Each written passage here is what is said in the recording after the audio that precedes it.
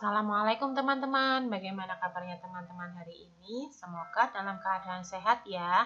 Kali ini kita akan belajar bahasa Indonesia. Kita sudah masuk tema 7, kebersamaan, dan subtema 1 dan 2. Sebelum belajar, Ustazah akan mengingatkan teman-teman tentang hadis menuntut ilmu. Yuk kita bareng-bareng membacanya. Tholabul ilmi faridatun ala kulli muslimin, bahwa menuntut ilmu itu wajib bagi setiap muslim, baik laki-laki maupun perempuan. Nah, saat pandemi ini saatnya teman-teman semangat. Kalau nggak punya ilmu nanti dunia akan gelap gulita karena nggak ada yang menerangi. Ilmu itu sebagai penerang kita nanti di kehidupan masa depan dan maupun di kehidupan akhirat ya. Jadi teman-teman harus semangat. Nah, kali ini di bahasa Indonesia kita akan membahas apa ya teman-teman? Nah, kita tunggu slide berikutnya. Nah, ini ada dongeng. Pastinya teman-teman suka dengan dongeng kan? Dongeng itu bisa dibacakan ketika teman-teman mau tidur. Nah, ini Sudi akan membacakan dongeng kecerdikan menumbuhkan kebaikan. Di sebuah gurun pasir, hiduplah ular dan tikus pasir. Sebenarnya, sang ular sangat ingin memangsa tikus, sedangkan tikus berusaha mencari akal agar ular tidak berniat memangsanya. Saat itu, sang ular sangat lapar, padahal ia sedang tidak mempunyai sedikit pun makanan. Sedangkan tikus berada tidak jauh dari sang ular sedang asik melahap makanan. Coba bayangin, yang satu lagi lapar, yang satu lagi makan. Kira-kira gimana ya teman-teman? Terus kemudian sang ular merasa tidak senang. Ih, enak banget ya sih, tikus sudah makan. Nah, ular bilang kayak gini. Dengarkan ucapan wahai tikus, aku tikus yang angkuh, aku pasti akan mendapatkan tubuhmu yang mungil dan lezat itu. Hei ular, berusaha dan bekerjalah, jangan hanya berani mengancam. Kalau hanya mengancam seekor semut pun bisa. Gitu. Sang ular sangat marah mendengar ejekan tikus. Ia lalu kembali ke sarangnya dengan perut yang lapar. Aduh, sebenarnya aku lapar. Sedangkan tikus masih lahap dengan makanannya. Waktu terus berjalan tetapi ular tidak mau menemukan makanannya. Ia enggan untuk keluar dari sarangnya. Sementara itu tikus sudah lelap tidur di sarangnya. Kemudian ular masih dalam keadaan lapar, segera mengendap-endap akan mendekati sarang tikus. Tikus meski ia sangat kesal meski tikus itu kesal sama si ular dan tikus ini berada di sisi tikus sedang tidur pulas. Dia jadi aku pengen banget makan. Hei tikus, aku sudah berada di sebelahmu dan aku siap menyantapmu. Tikus segera terbangun dari tidurnya sambil berpura-pura menguap. Ia mulai memutar otak agar bisa lolos dari cengkraman si ular tersebut. Sang tikus pun bilang seperti ini. Tunggu dulu ular, sahabatku. Kalau kau ingin memakanku, kau harus berpikir dulu. Kita hidup berdua di sini, tidak ada hewan. Jika kau memakanku, maka kau akan hidup sendiri. Kau tidak akan mempunyai teman lagi yang diajak mencari makan. Kalau begitu, kalau aku mati, kau tidak punya teman. Nah, di situ ular terdiam. Iya gimana ya kalau aku nggak punya teman kayak gitu. Terus habis itu jadi ularnya nanti dia berpikir lah aku hidup sendiri ya gimana ya aku nggak punya teman. Terus selanjutnya gimana ya teman-teman? Nah, tikus, tentukan kamu akan sendirian, bukankah kita bersama? Dan tentunya kita dapat mencari makan bersama. Bukan itu lebih menyenangkan daripada nantinya kita akan saling memakan dan hidup sendirian? Ular mengangguk. Langsung habis itu, baiklah kalau begitu, maafkan aku. Tikus pun memaafkan. Mereka tersenyum bahagia kemudian beranjak mencari makan bersama-sama. Jadi di cerita ini adalah tokohnya ada dua, tikus sama ular. Nah, tempatnya itu ada di gurun. Nah, wataknya kalau tikus baik hati, menasehati, sedangkan Sedangkan ular, dia itu rakus, dia pengen makan temennya. Nah, itu ya dari pembahasan dongeng ini. Nah, terus kemudian, dongeng adalah cerita fiksi atau imajinatif yang memiliki pelajaran dalam kehidupan. Jadi dongeng itu juga bisa disebut dengan fabel karena biasanya tokohnya hewan.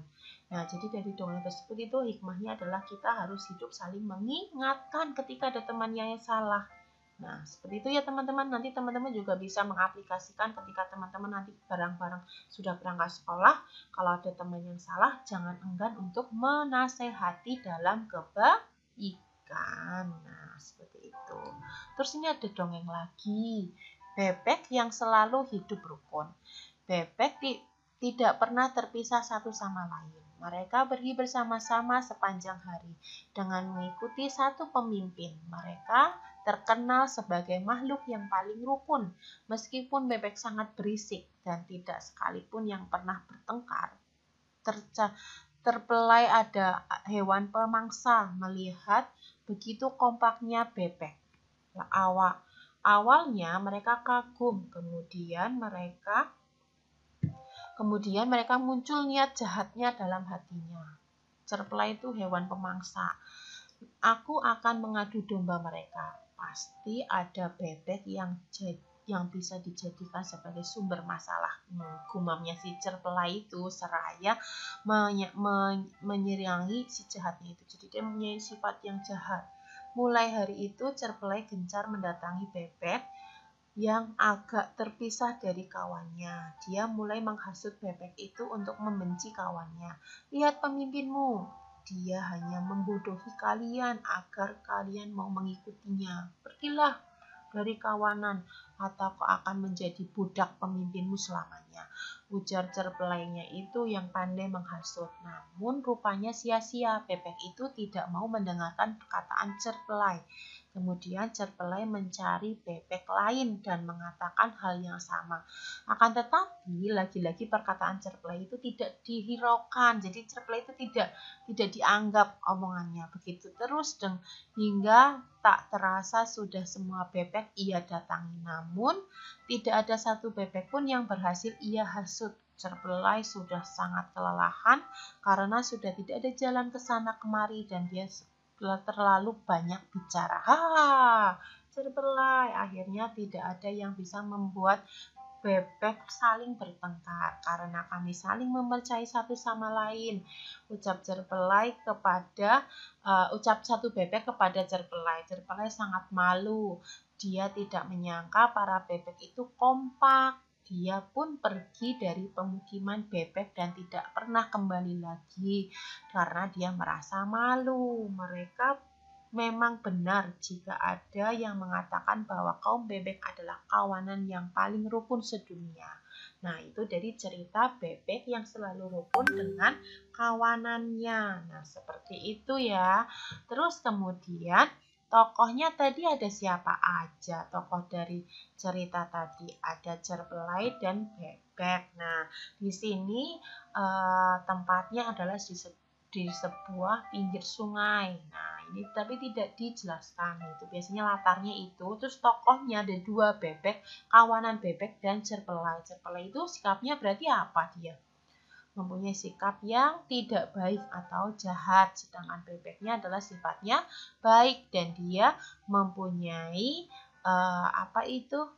sikap yang selalu kompak dengan temennya atau kawanannya dan dia saling percaya sama temennya. Yang ini patut dicontoh. Nah, ya, yang cerpelai tidak patut dicontoh. Kemudian ada cerita yang lain ini, Kiki dan Kiku. Ada dua ekor burung kecil yang tinggal di dahan pohon. Mereka bernama Kiki dan Kiku. Kedua burung tersebut bersahabat, tetapi tabiat mereka berbeda. Kiki selalu bangun pagi sebelum matahari terbit. Ia berolahraga di dahan-dahan pohon, meloncat dari dahan satu ke dahan yang lain, terbang mengelilingi pohon-pohon dan menyanyi. Kiki paling senang bila ia dapat melihat matahari terbit. Selamat pagi, matahari yang baik, sapa Kiki yang ramah. Selamat pagi juga Kiki, hahaha. Pagi ini lagi-lagi kau bangun lebih pagi dariku. Nah, matahari mengatakan begitu. Matahari dan Kiki hampir setiap hari mengobrol. Kalau Kiki rajin bangun pagi, kalau Kiku sebaiknya ia tak pernah bangun kalau matahari belum berada di atas pucuk pohon karena tidur terlalu lama dan jarang berolahraga. Kiku sering sakit, kakinya pegel karena kemalasannya. Karena ia tidak bisa membereskan tempat tidurnya pada pagi hari. Kiki mencari akal agar Kiku tidak malas bangun pagi. Gimana ya supaya Kiku harus rajin? Nah, Kiku, pernahkah engkau makan cacing? Tanya si Kiki pada suatu hari. Belum, bagaimana rasanya? Gitu si Kikunya. Kiku merasa tertarik. Belum pernah makan cacing? Kalau begitu jangan sebut dirimu burung kalau kamu belum pernah makan cacing. Nah, di setiap pagi kata Kiki sambil menepuk dada. Kalau begitu aku akan mencari cacing. Nah, Kiku penasaran, kayak apa sih rasanya cacing ya? Aku tidak tahu, sahut Kiku sambil malu. Terus habis itu dia memberitahukan, asal kamu bangun pagi, besok pagi pasti kamu bisa makan cacing kayak gitu. Esoknya seperti biasa, Kiki bangun sebelum matahari terbit. Ia bersusah payah membangunkan Kiku karena Kiku masih mengantuk. Kiku sering menutup matanya. Lihat Kiku, Bu Ayam ada yang sedang mengais-ngais tanah itu. Langsung cacingnya banyak sekali. Tidak engkau ingin makan? Nah, tanya si Kiki. Seketika Kiku langsung berjalan sambil mengantuk-ngantuk dan membuka matanya. Petok, petok, petok. Ayamnya seperti itu. Ayo Kiki, ajak temanmu sarapan bersama. Ajak Bu Ayamnya itu. Mereka pun sarapan pagi dengan gembira. Kiki, aku sudah makan cacing, jadi aku adalah burung sejati. Tapi burung sejati pun harus bangun pagi sebelum matahari terbit. Aku membiasakan bangun pagi mulai sekarang deh. Karena ternyata bangun pagi itu menyenangkan. Aku merasa badannya sangat sehat. Kata Kiku, mulai sekarang kita bisa berolahraga pagi. Tentu, mari kita terbang. Gitu. Terus habis itu 1, 2, 3 kita terbang. Nah, seperti itu. Nah, ini berarti tokohnya ada siapa aja? Ada Kiku, Kiki, ada kawanan ayam, ada matahari. Jadi ada 4 tokohnya. Nah, setting tempatnya atau latar tempatnya adalah di sebuah pohon atau dahan pohon. Nah, terus kemudian wataknya Kiki gimana? Wataknya Kiki adalah baik hati. Kalau wataknya Kiko adalah pemalas, namun bisa diajak siapa itu si Kiki untuk mau bangun pagi. Nah, itu. Jadi teman-teman mau jadi ikut Kiki atau Kiku nih? Nah, pastinya ikut Kiki ya, yang selalu semangat untuk bangun pagi dan selalu menasihati temannya untuk selalu dalam kebaikan. Selanjutnya, nah, nih ada dialog. Dialog tadi seperti yang percakapan tikus sama ular. Dialog adalah percakapan 2 orang atau lebih yang membahas suatu masalah atau hal. Nah, ini perhatikan dialog di samping. Ini ada elang, ada ayam, ada elang sama ayam jantan. Nah, ini ada cerita elang nih. Keluarlah sahabatku penjahat itu sudah pergi. Terus ayam jantan, terima kasih elang, kau telah menyelamatkanku. Kebaikan, kenapa sahabatku? Tampaknya engkau sedih sekali. Engkau sakit ya? Tidak, aku sehat. Aku mau bertanya kepadamu, sahabatku. Apa kawan? Gitu sih jawab elang. Terus kemudian ayam jantan tanya, kenapa engkau dapat terbang tinggi? Aku melompat pun tidak dapat. Bukankah kita sama-sama burung? Terus elang menjawab, dulu aku pernah tidak dapat terbang. Setelah aku menjahit 2 sayapku ini dengan jarum emas, Aku jadi bisa ringan dan dapat terbang. Terus ayam jantan menjawab, kalau begitu bolehkah aku meminjam jarum emas itu? Si elang jawab juga, boleh kalau kamu tapi harus ingat yang kau jahit itu kedua sayapmu supaya jadi ringan. Kalau kau harus berjanji tidak akan meminjamkan jarum ini kepada siapapun dan jangan sampai hilang. Terus kemudian ayam jantan, sahabatku, aku tidak usah terus si elangnya tuh bilang gini, sahabatku, engkau tak usah bimbang, aku akan berhati-hati dan segera mengembalikan kepadamu. Terus kemudian, nah, burung elang pun menyerahkan jarum emas kepada ayam jantan. Ayam jantan menerima dengan gembira. Ayam jantan pun menjahit kedua sayapnya, tetapi tidak sabar. Belum selesai menjahit, ayam itu mengepakkan sayapnya dan melompat ke atas pagar. Kok, kok, kok, kok, kok, kok, kok.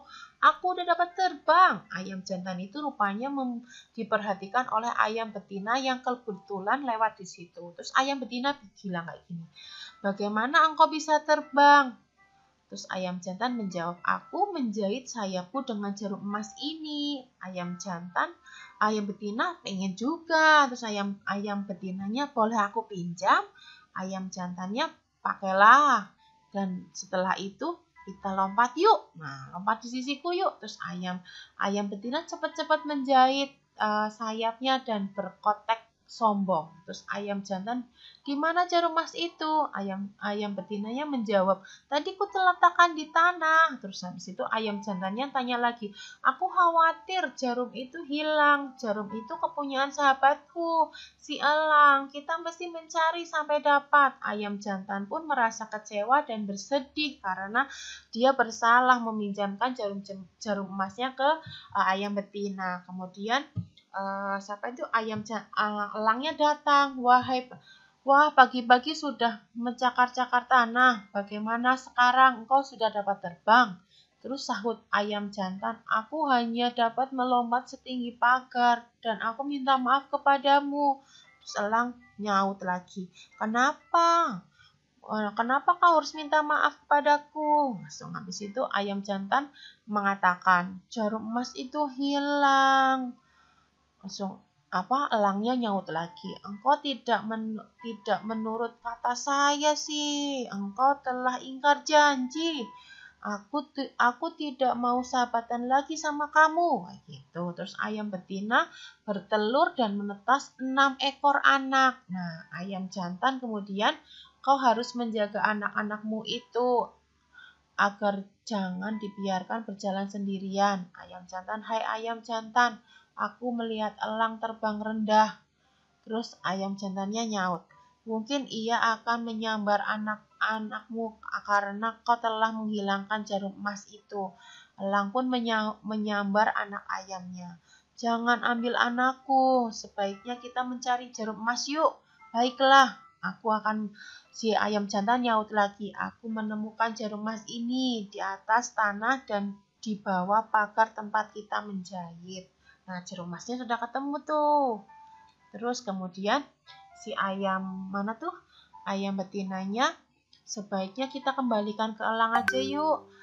Elangnya, apakah kalian sudah menemukan jarum emas itu? Sahut si ayam jantan, sudah, tapi kami berharap kau tidak menyambar anak-anak kami lagi, kayak gitu. Elang, baiklah. Akhirnya ayam jantan dan ayam betina bersahabat kembali dengan elang. Nah, ini di sini tokohnya tadi ada siapa aja?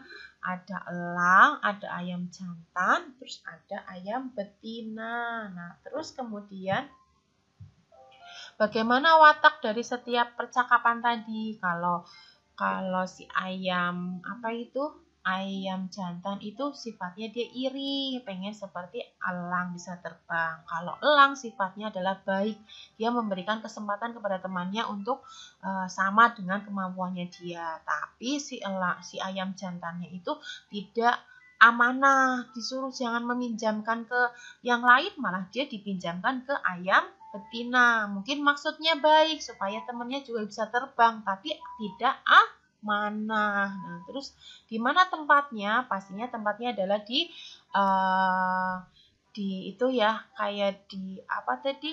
di pohon sama di peternakan mungkin ya. Terus kemudian amanah dari cerita di atas atau pesannya adalah kita kalau dikasih amanah sama seseorang itu harus dilakukan, jangan diingkari. Terus kemudian dan bersyukurlah dengan apa yang kita miliki, tidak usah ingin seperti orang lain. Nah, itu amanahnya ya dari cerita tadi apa tuh burung elang dan ayam jantan dan ayam betina. Nah, itu ya. Terima kasih teman-teman. Semoga dongeng yang tadi sudah Ustazah ceritakan bermanfaat buat kita ya. Terima kasih. Wassalamualaikum warahmatullahi wabarakatuh.